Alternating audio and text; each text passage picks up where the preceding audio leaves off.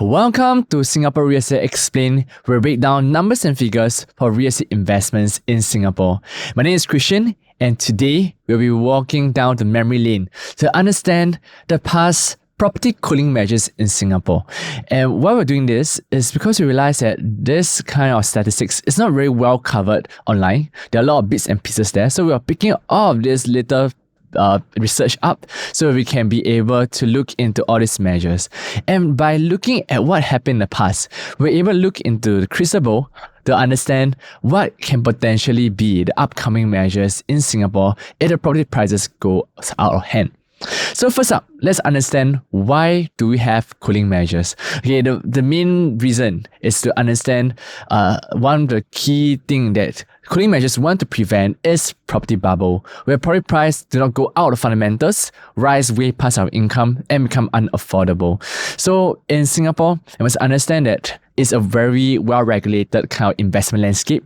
They don't like speculation. I mean, the government don't really like speculation. They don't like housing market going out of our affordability. So by understanding all the things that happened in the past, we're able to really look into what exactly can we look forward to in the next few years if the property market were to go out of hand. Okay, so the first event that I want to point out that happened in 1996, a cooling measure in May 15, is this thing called a capital gain tax. In fact, this tax is actually quite well known across many different countries, but in Singapore, interestingly, it has already removed today.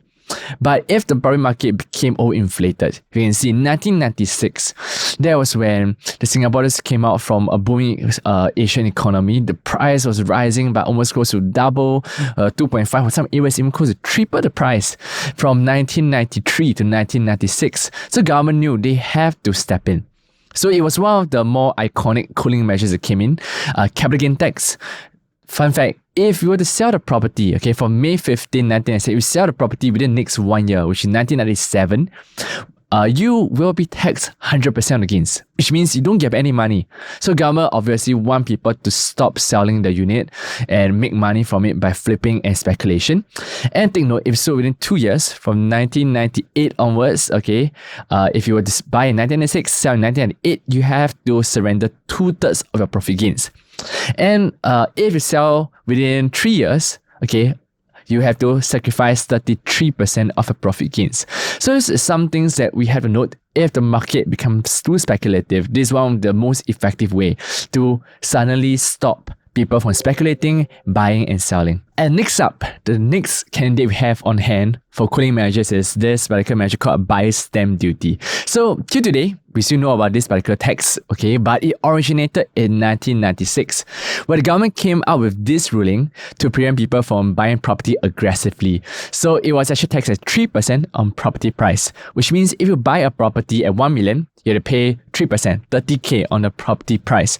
And this was actually coupled with another tax called seller's stamp duty. Okay, rings a bell. It still exists still today. Is that if you were to sell the property within a certain number of years, you also have to pay a tax on the property. So if, for example, if you were to buy the property and sell within the first year of purchase, you have to tax 3%, okay, on top of buyer's stamp duty. And if you sell in 2 years, it's 2%, and on the third year, it's 1%.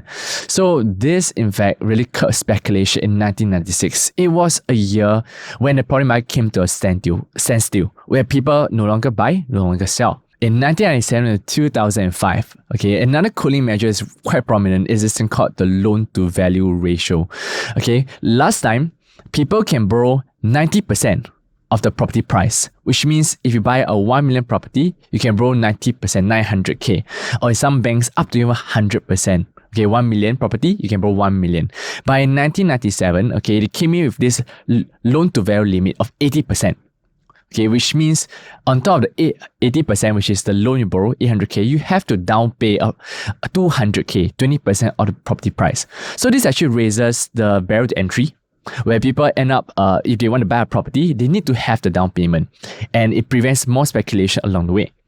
And one essential cooling measure that came in was the foreigner restrictions, okay, which they until 2005, okay, where the foreigner was, where there was a lot of foreign coming to Singapore. Foreigner back then can buy property in general, but they came in this ruling where foreigner without permanent residency, which means pure foreigner, okay, this is before 2005, they do not allow them, okay, to take any housing loan. Okay, Singapore housing loan. And this is something that is very important because if a foreigner cannot take any loan, okay, it sort of really stopped the speculation from coming in. Okay, where foreigner coming in, they need to use full cash. So this raises the barrier entry from foreigner to coming into the market to speculate. And this also include non-local companies, foreign companies that have a foreigner director. So this help to cap the foreign direct investment into real estate itself and provide a very safe kind of growth for the property market in Singapore. Alright, so next up, let's take a look at the next cooling measure. But before we look into that, let's have a bit of silver lining, where in 2007, there was this thing called easing measure, okay, which is a reverse cooling measure. So what happened is, if the market is very down or it's not performing well for property market, government come in with easing measures, okay, to boost the market. Okay, there are many other easing measures that came in the past 3 decades, but for this video itself, I'll just be covering one. Perhaps in the next video, I'll be running through all the easing measures, in fact. But in 2007, October, there was this thing called the loan relaxation scheme. Okay, so what happened is, to attract people to buy house and take up loans, the government actually allows such schemes like deferred payment scheme, where people can, for example, borrow a loan out front first, but they can pay the loan 1 year down the road. Okay, so they can only start paying the loan, kickstart the loan 1 year later. Okay, and second scheme that they allow is called the interest absorption scheme. Okay, so this is a very popular scheme for new launches, where what people can do is that they can borrow the loan from the bank, and what they do is that because the new launch, okay, takes about 3 to 4 years to build, so between these 3 to 4 years, they do not have to pay any mortgage at all. Okay, so they only pay the mortgage 4 years down the road. Okay, so it really gives a lot of people confidence to buy first and pay later. Buy now, pay later. Okay, and last but not least is an interest-only housing loan. This was very popular because imagine a housing loan. Okay, for every housing loan, there is 2 components. One is the principal, which you used to pay down the housing loan every single month, and next you have like an interest. Okay, which is used to pay the bank. Okay, so it's very lost cost, okay, that's paid to the bank. So for example, a $4,000 housing loan, okay, per month, okay, if you were to look at a 2% interest rate, you may be looking at $1,100 and $600 of interest paid to the bank and $2,400 mortgage. Okay, so in combined together is $4,000. Okay, that's how a housing loan works in general today. But back then, they allow an interest-only housing loan, which means instead of paying $4,000 a month, you just had to pay the interest component, which is $1,600. So you can see, it really eases off the burden, okay, of many individuals in terms of paying housing loan. The net flow out per month is much lower. Okay, and if it is right, take note, because you're not paying the principal, the loan will remain the same forever until you really want to start paying down the principal. Okay, but this creates a inflated situation where people say, hey, now I can take $1,600 per month. I don't need to, I can borrow more. Okay, and this actually helps to increase the demand of houses, affordability of houses back then in 2007. Okay, but immediately in 2009, 2 years down the road, okay, these loan schemes were removed. Okay, while deferred payment scheme was still remain because you still had to pay the full mortgage, and it's not as lax as compared to the interest only schemes. Okay, and interest absorption scheme. Only these 2 schemes, okay, were actually removed. Okay, so people no longer can adopt these 2, and this prevents lower down the affordability of individuals in the 2009 market. Okay, when the market was starting to boom, you can see right over here. Okay, another one, because the market didn't stop rising even if the cooling measure came in Feb 20, okay, 20th of Feb 2010, okay, seller stamp duty were reinstated. Okay, so back then, easing measure, there was a season after Lehman Brothers, the selling stamp duty was actually removed. But in 2010, the selling stamp duty was reinstated, okay, where once again, if you sell within the first year, 3% of sales price was payable. Okay, but after the first year, you don't pay sales stamp duty. Okay, and take note, loan to value limit were once again lowered. So these are incidents in Singapore where yes, there were easing measures, which I shared in another video, where the loan to value ratio was increased to 90% and now it dropped back to 80%. Okay, and next cooling measure that came in was on the 30th of August, very fast, within 2 months, is that the seller stamp duty period was expanded. Okay, which means instead of just selling within first year and pay seller stamp duty, okay, seller stamp duty have to pay, okay, for any property sold within 3 years instead of 1 year, which means 3 years, if you buy a property and sell within second year or third year, you still have to pay the 3% seller stamp duty. Okay, and interestingly, okay, loan to value ratio, okay, was actually lowered to 70%. Okay, from 80% down to 70%. That was done in August 30th, 2010. Okay, today is 75%. It went back up again. But take note, okay, another thing that was enforced was that the minimum cash down payment was raised from 5% to 10%. Okay, so take note, that was 2010 when the market was always speculated. And this may happen again in Singapore. Potentially may happen. So there are some things that we have to look in the future and understand that this was done before. And with this 5 to 10% minimum cash down payment, it also means that your CPF use will be less. You need to use more cash from your bank to down pay a property. Okay, and you look forward to 2011. Okay, this seller stamp duty really became full-fledged. For last time only 3%, it went up to 16%. It's sold within the first year. 12% is sold within the second year, 8% is sold within the third year, and 4% is sold within the fourth year. So this, once again, okay, is another cooling measure that came up back then. Okay, before it lowered down in 2017. Okay, and that's like 6 years down the road. Okay, it was one of the main deterrent factor that prevent people from buying and selling and like flipping like a stock. Okay, and one thing to take note is the loan to value ratio was even lowered. Okay, in 2011. It was very interesting because even if it was lowered, people still buy. Very interesting. And back then, it was 60% for individual buyer. Okay, low down from 70%. Okay, and for a company, okay, which is non-individuals, buyers are not individuals, it was 50%. Okay, instead of the previous amount of 70%. So these are measures that came in 2011 before it is in later on in a few years down the road. Okay, and 2011, the birth of ABSE was born. So back then there was no ABSE, which stands for Additional Buyer's Stamp Duty. So these are taxes. There's tax on property if you were to buy more than one. Okay, so take note, for foreigner and corporate entity, okay, they have to pay 10%. Okay, there's a stamp duty, like buyer's stamp duty, on any residential property. Okay, and meanwhile, for additional buyer's stamp duty for Singaporeans buying their buying their third or subsequent property, they had to charge 3%. Okay, now it's much higher. You can see later on, but typically this prevent people from buying multiple properties. So this really curb those rich people to stop buying multiple. Okay, and for permanent residents, PR, okay, take note, the second property, okay, is 3% kick in, okay, from second property onwards. Okay, but this is still not enough because the market was still rising and rising and rising.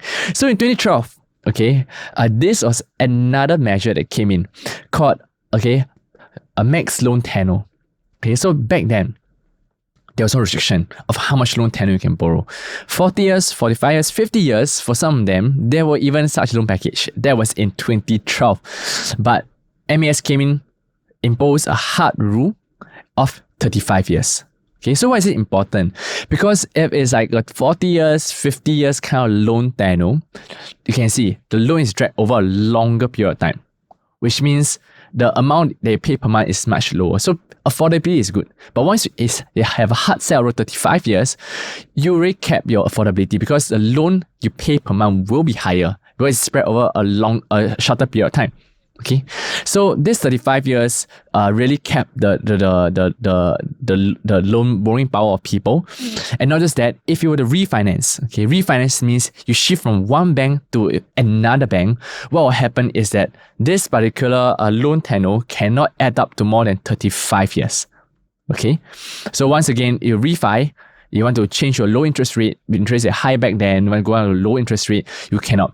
So those who are, they took 40, 50 years back then, if they were to want to refinance to another bank in the next few years, the loan mortgage per month will be much higher.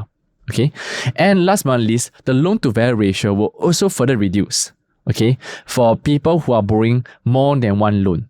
Okay, so what it means is that, okay, you see over here, a borrower with no outstanding property loan. Okay, if they want to borrow a new loan, as I mentioned just now, drop from 80 to 70 now to 60%. Okay, and if you will have to have one housing loan, means you're buying the second property, okay, borrow for your first property, have a loan, the borrowing loan to value from 60% drop to 40%. And for non-individual borrower, which company, as you've seen just now, from 50% drop to 40%. So they are looking at people who are borrowing too much. Okay, they want to cap the borrowing power of people. Okay, but interestingly, why it did not stop? Okay, so the question is, why do they keep lowering the loan to value ratio and the price still continue to go up? It's because of the fact that because a lot of people who flip and speculate, they make money from property. What happens is they don't have to borrow too much. They can use whatever cash they make from the previous property to down pay the next property.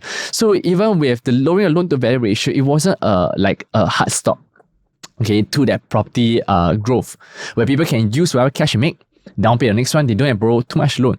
Okay, so that's why this thing called ABSD came in, and this was one of the key highlight in Jan 2013.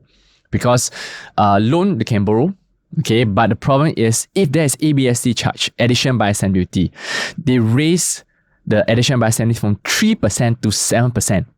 And for Singaporeans, and for the third of subsequent property is to 10%. Okay, so foreign ABSD from 10% to 15%, corporate entity from 10 to 15%. So this really started to cool down the market because people had to pay a tax if they buy more and more property. And not just that, this is one of the very, very drastic change. Second housing loan dropped to 50%. Third or subsequent housing loan is to 40%. And fourth, in company, which have been one of the key main driver for property prices, the loan to value ratio dropped from 40 to 20%. Okay, and interestingly, for cash down payment, okay, instead of CPF down payment, the cash down payment minimally, they have been raised to 25%, which means the amount of cash in the bank need to have more to down pay for the next property. Okay, but the mother of all cooling measure came in June 29, 2013. Okay, this was the final and the most effective cooling measure that came in. Okay, called the total debt servicing ratio. Because this cooling measure, okay, how it affects is that it limits, okay, how much an individual can borrow to buy a property. Okay, so back then there was no limitation. We can see later on how much you can borrow is very fluid. Okay, and banks have found, there are ways actually you can circumvent the loan to value. Okay, there are some tricks where back then banks can use circumvent the loan to value ratio. But one thing that the MAS set a guideline. Okay, aside from a property price, okay, cap, which is loan to value, property price cap 60% or 50%, there's another element they actually injected in, okay, that cap the amount loan you can borrow, which is called the total debt servicing ratio. So what does it mean? Okay, it takes into account all your debts, okay, how much debt you can borrow, your income. Take note, all the loan, which include property loan, cannot exceed more than 60% of your gross monthly income, which means if you earn 10K, you have the car loan 2K, you have other personal loan like 2K, your housing loan maximum can only be 2K a month. Okay, so this actually kept a lot of people's growth, and the benchmark interest rate applied for total debt servicing ratio is a 3.5% residential property, a 4.5% for non-residential commercial industrial property. Okay, so what does it mean? Maybe to paint it a little more clearer to you, is before the TDSR implemented in 2013, you can see it's a red zone. Okay, at a 2% interest rate market, a 10K income individual at 30 years old can borrow 2.7 million. Okay, that's based on this kind of portfolio, assuming no loan. Even if you have loan, maybe they can hide the loan and get 2.7 million. But after TDSR was implemented, interestingly, if you take a look at the situation over here in 2013, okay, similar portfolio, they can borrow 1 million. This is almost a drop, okay, by 2/3, which means they can borrow 1/3 of the original loan amount. So this was the one that really could people income because they can no longer try to circumvent the loan to value ratio. There's some ways you can do it. I won't be sharing a lot over here because of time constraints. But this is the one that curb people borrowing power, and they can no longer borrow as much as they think they can be. And this, you can see in 2013 onwards, the market was cooled down.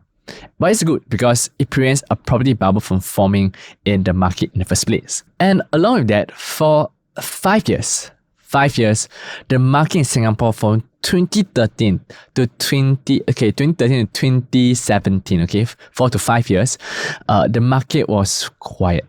Those were the times where there was very little transaction. People don't want to buy, people don't want to sell, and real estate agents or realtors actually lost their job. They went and drive Grab. So thank you for your support so far. I mean, if the government were to really come in with all this cooling measure that curb transactions, the first job affected will be real estate agents. Okay, but the key thing over here, in 2017, they did have an easing measure where they just simply dropped the seller stamp duty. Okay, instead of a 4-year holding, they allow it to drop to 3 years. So that revived the market. And for 5 years, the market had been so bad. No one wanted to sell, no one to buy. 2016 was one of the best time to buy. So with a long-term period where the market didn't go up for 4 to 5 years, naturally in 2017, 2018, market hit up again. So that's why if you look at the market in 2018, the government, when it saw the market be rushing to buy once again, okay, 2017-2018 period, the government came in and stepped in because they don't want the price to rise too high, which that year it went up by almost close to 9+%. Okay, so the ABSC was raised.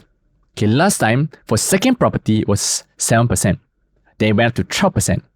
Then for third to subsequent property, from 10% went up to 15%.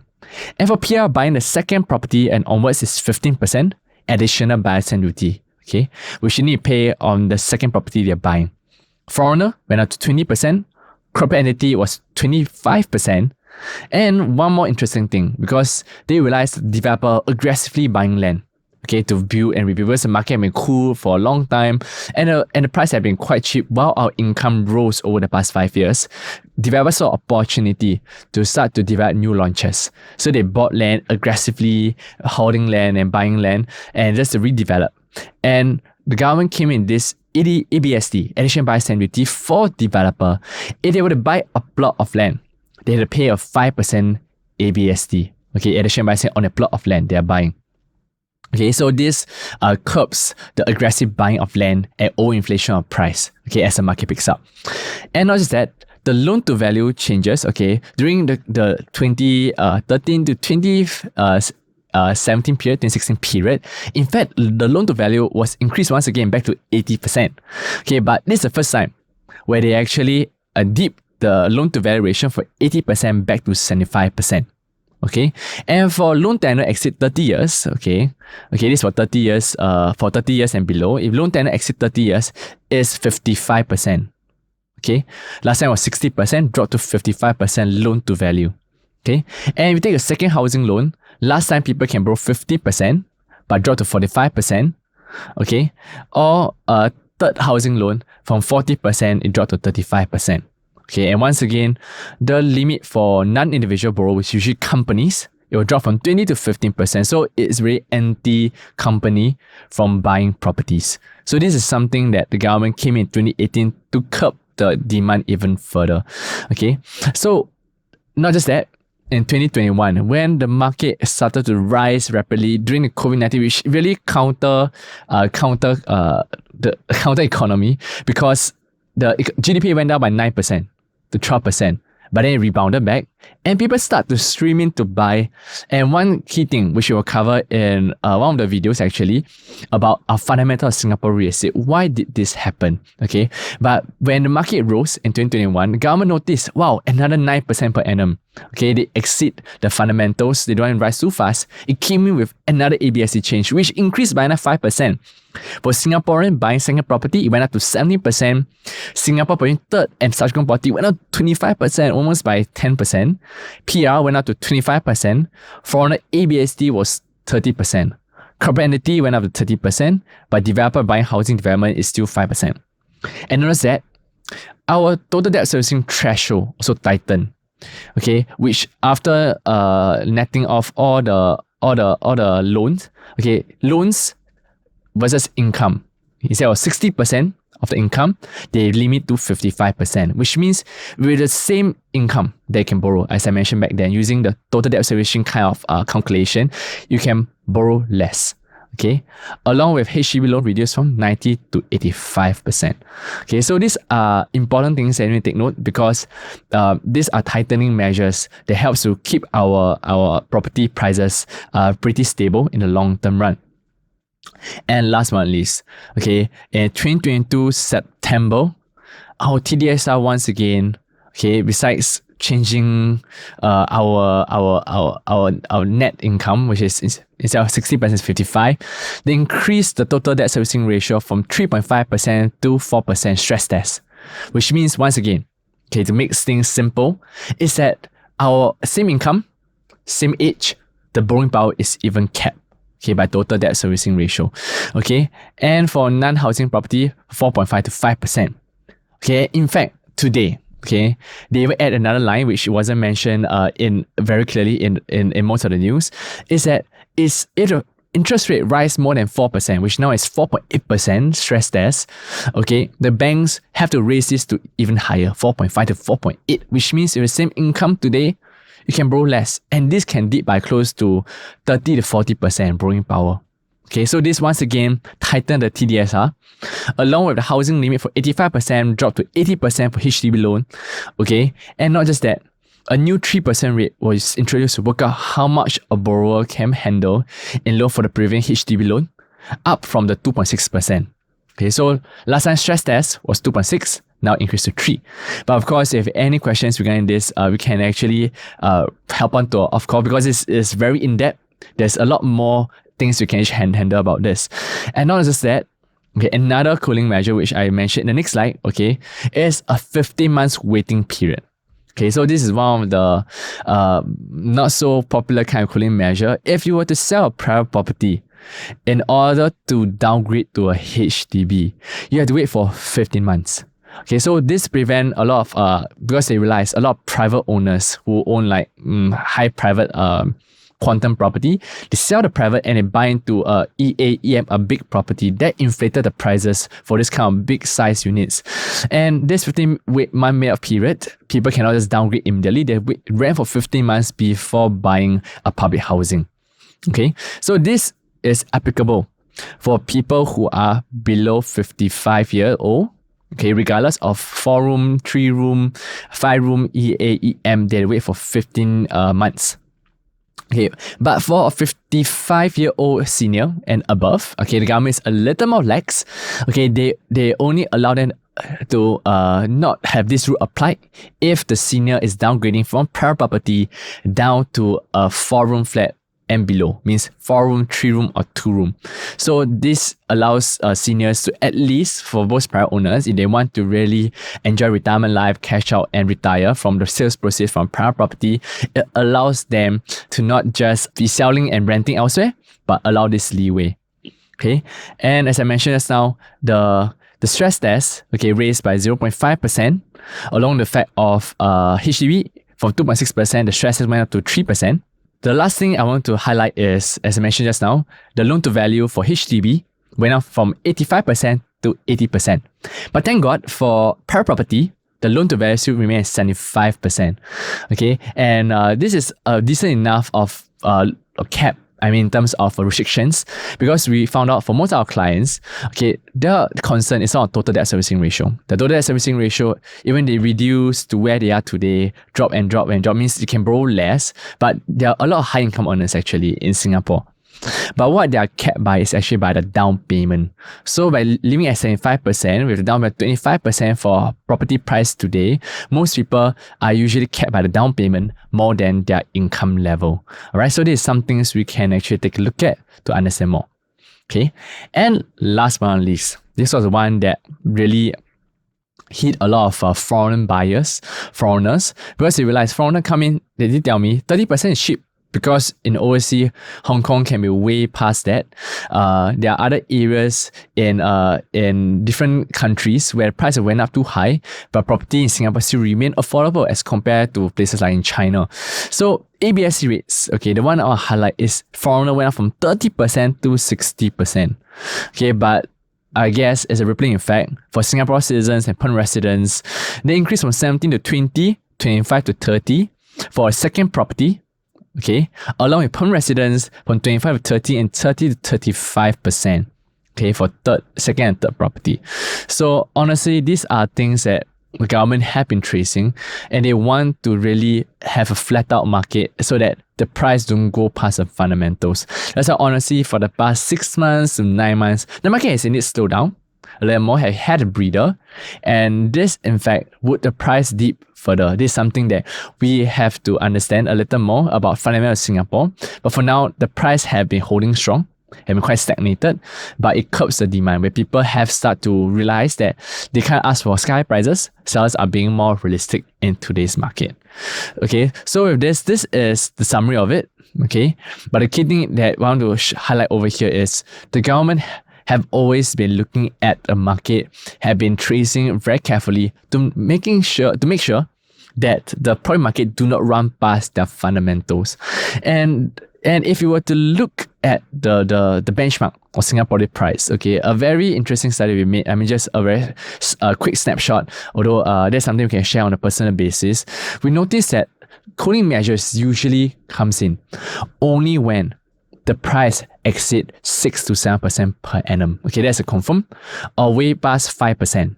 So it's usually if the price for this year went up by 4% or 5%, cooling measure may be a little more, may not be coming so soon. But once it hit by 7%, you will foresee the cooling measure will come in very soon and hit the market on the ground. And this is what the government hope to hitch towards, because of 3 to 5% is a very healthy growth because it beats inflation. But anything past that, it could be past our fundamentals. So with this, we'll come to the end of this video. We want to go very in-depth into the cooling measures so that we'll be able to look into the crystal ball to figure out what's next. Because whatever happened in the past may potentially be used as a benchmark for the future.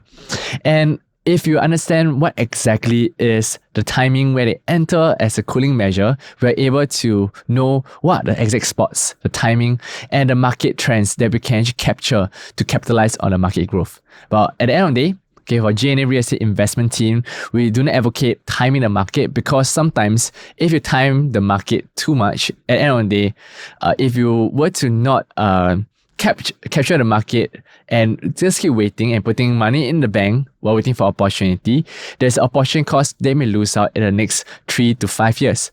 On the other hand, what we advocate is to understand that every point in time, regardless of high market or low market, if you have to set up investment philosophy to capture a unit that is undervalued, below market value, we're able to capitalize on such intrinsic value to make a profit out of it.